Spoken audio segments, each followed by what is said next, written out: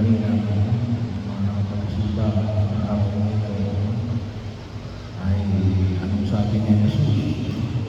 Kasi mayroong mayaman na nag-ipon ng kayamanan para daw hindi na siya magkatrabaho. Ilalagay niya yung kanyang kayamanan sa kanyang bagong pagawang malaking kamano. Anong sabi ng Panginoon? Hangad. Ngayon, mamayang gabi, ikaw ay mamamatay. So bahagi yun. Sabi nga, wala sa dami ng yaman ang ikaliligaya ng tao. Kaya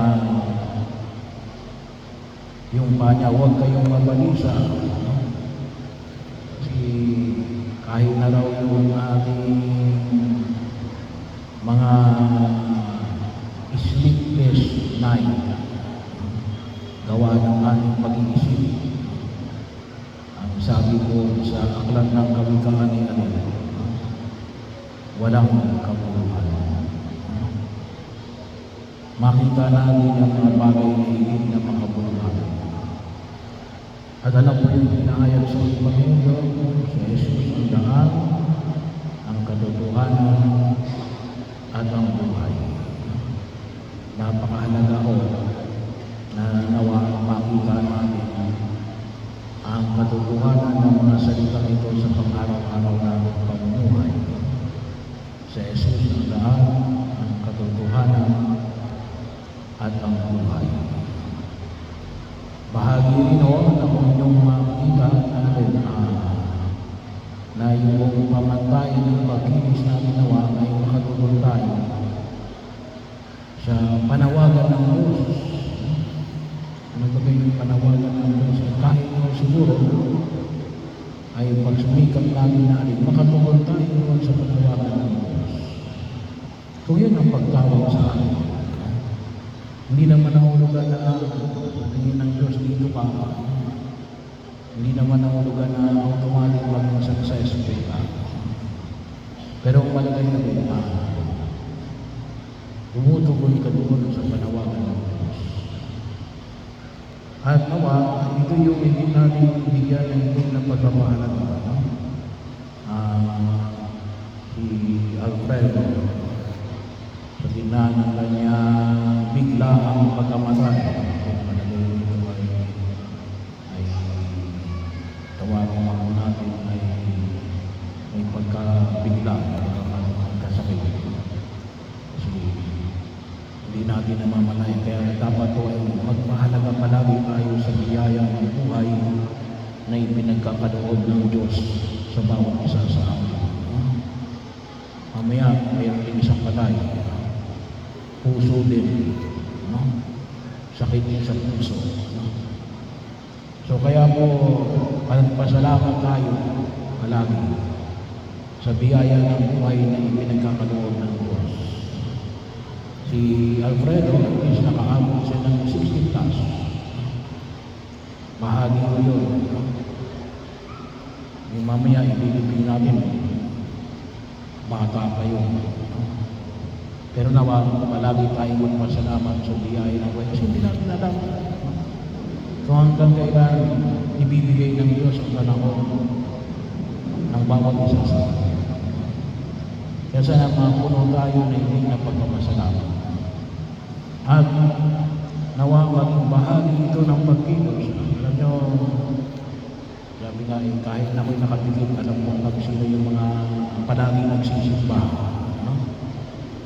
Si Alfredo, yan ay hindi ko alam kung every Sunday, pero palagi ko lang nakita yung nagsisimba. Bahagi yun na kahit pa paano yung pinagsusumikapan ng makatugon sa panawagan ng buong kapal. Napakahalaga rin yung bahagi ng pagkilos. At isang po dyan, hindi ko makalimutan kay Alfredo kasi nung panahon ng pandemya ay yung mahal na bere ay tawag ito, nagkaroon ng nakasakay sa sasakyan. Kasi pandemya, bawal ang posisyon.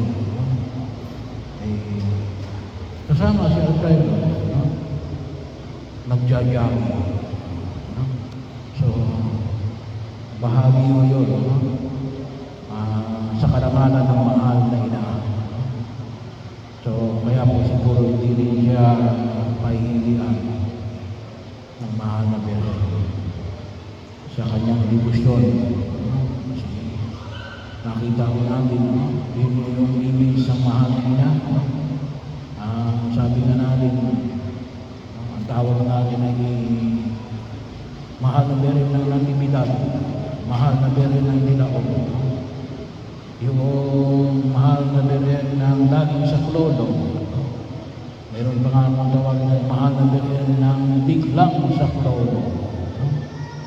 Ang bahagi yun na kung saan ay makita ko natin yung ating pagpaparamal sa mahal na Birhen Maria, at nawa lumago yung ating debosyon sa mahal na Birhen Maria.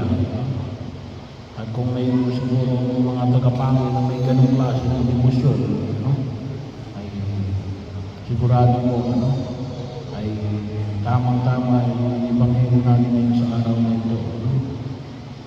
Kasi huwag kayong mapatisa. Bakit? Kasi sabi ni Jesus, manalig kayo sa Diyos. Manalig kayo sa Diyos. Manalig kayo sa amin. Nabahagi yun na kung saan ay binibigay sa mga nananalig sa Diyos. Yung kapanatagan ng kalooban hanggang nabubuhay sa daigdig na ito. At higit sa natin alin, yung kapanatagan na alin masasapiling tayo ng Diyos.